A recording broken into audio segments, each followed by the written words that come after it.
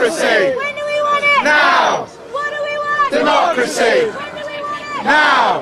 What do we want? Democracy! When do we want it? Now! What do we want? Democracy! When do we want it? Now! So, our next speaker has been campaigning for human rights, democracy and global justice since 1967. He's a member of the gay human rights group Outrage and is the Green Party spokesperson on human rights. It gives me huge pleasure to introduce to you Peter Tatchell.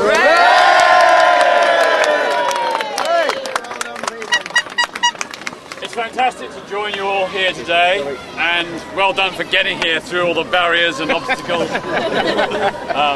It's a fantastic little turnout. Although we're not huge in number, we are huge in spirit. And we stand for values and principles that are way beyond our numbers. The fundamental principle is that monarchy is not compatible with democracy. In a democracy, no public office should be inherited. We don't have MPs who inherit their parliamentary constituencies. We don't have prime ministers who inherit number 10 Downing Street, and nor should we have heads of state who inherit their position by virtue of being born into one very rich, powerful, privileged, aristocratic family. Filthy rich. In many ways, this issue is not about the Queen personally. It's about the institution. In a democracy, we should all have the right to choose our head of state. And if that head of state does not perform their duties well, we should have a right to replace them. The principle is democratic choice and public accountability. And that's one thing that monarchy does not give us. We are stuck with the monarch for life. This particular queen has not been a disaster, in my opinion. She may not have done absolutely brilliantly, but she's not been a disaster.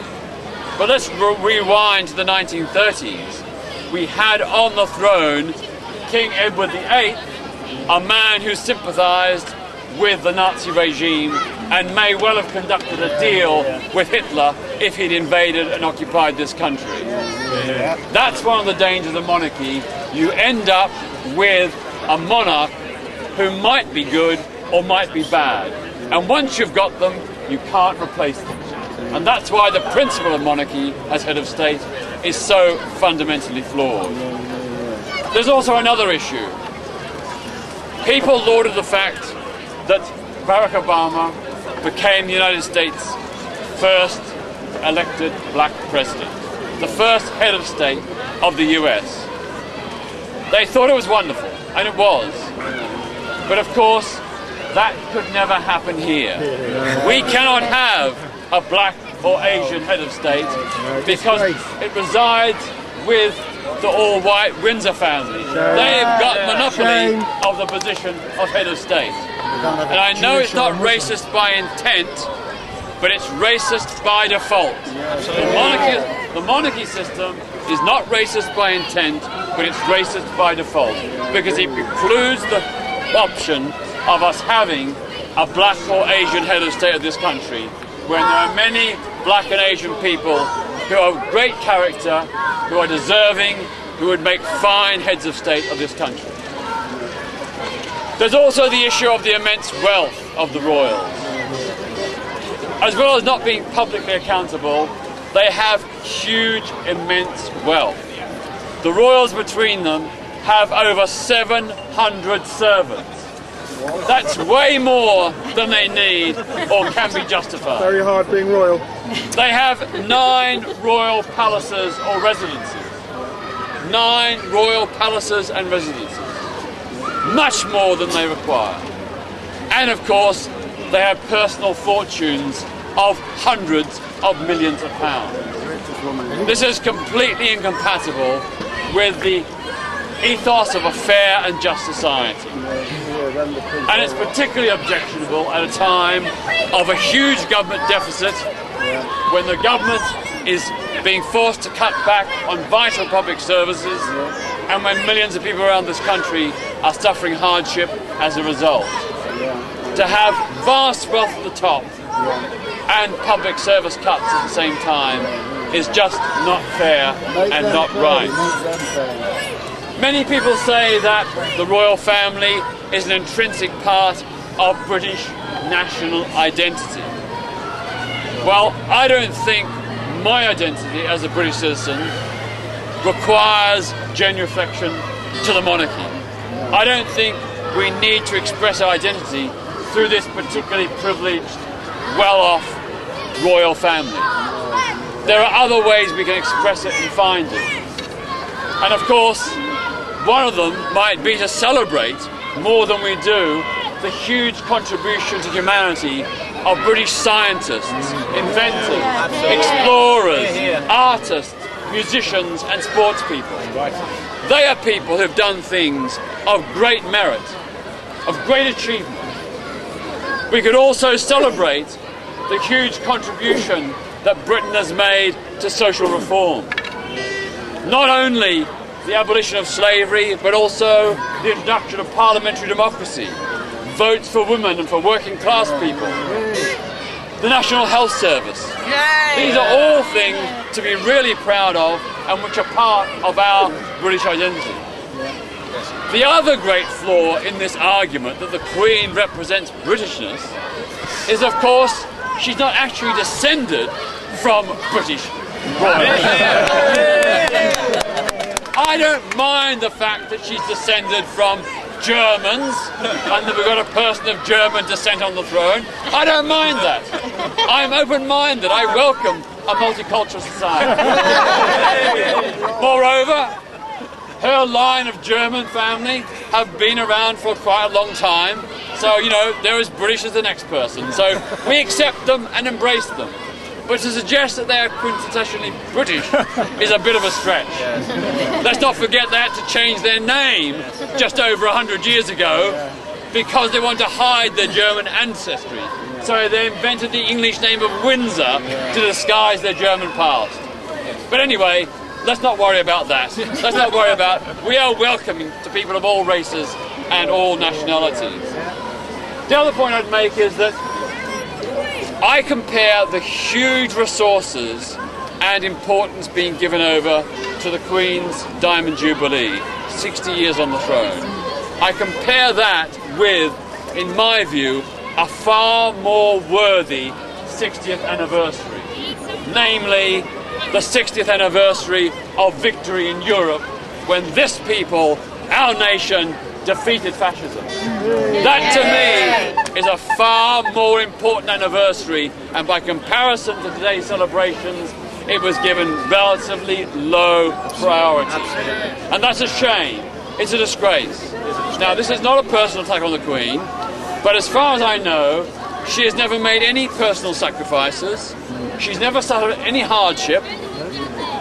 But in the Second World War, millions of British people endured great hardship, suffered great deprivations. Many were killed and wounded.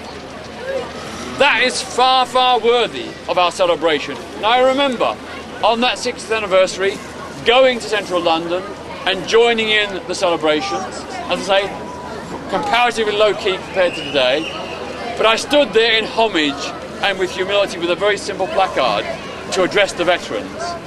Thank you for saving us from fascism.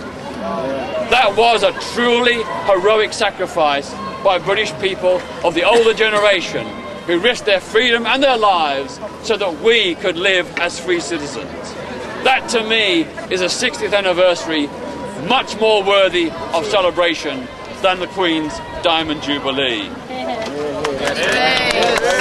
The final point I'd make is that people often say, what is the alternative?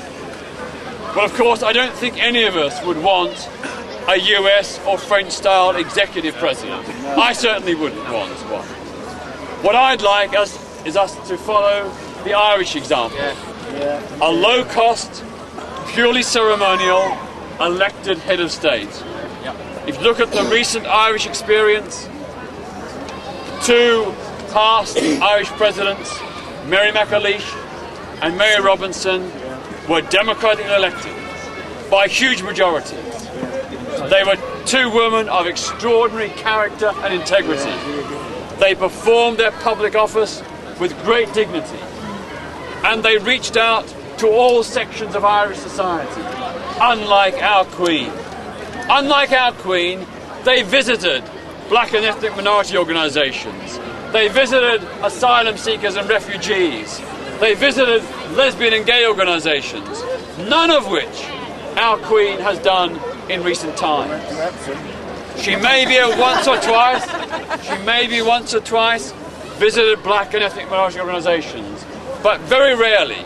And as far as I know, she has never ever visited or supported any lesbian or gay charity or welfare organisation.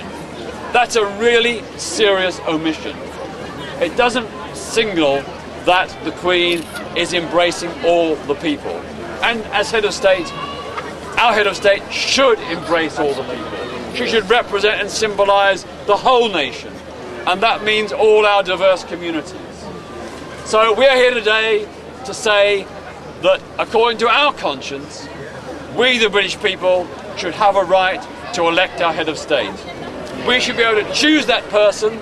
That person should be chosen based on merit and character, not because they haven't been born into one particular very privileged family. We may be a minority here today, we certainly are. We may be. We may have many years yet to struggle to win the democratic principle of an elected head of state. But every single movement for social reform in British history began as a fringe minority movement. The first people who campaigned for the abolition of slavery were a tiny minority. The first people who campaigned for votes for women were a tiny minority. But they persisted. They made the rational arguments. They appealed to people's consciences. And in the end, after many decades, even centuries, they finally won the consensus.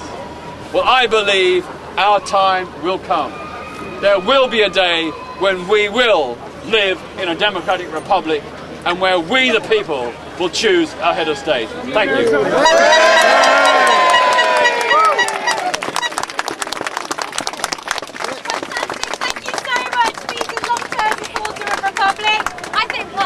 There's only one way we can reply to the You guessed it. Do a little bit more chanting, okay? And then we're going to have another speaker. We're going to keep going. So I think you know what I'm about to say.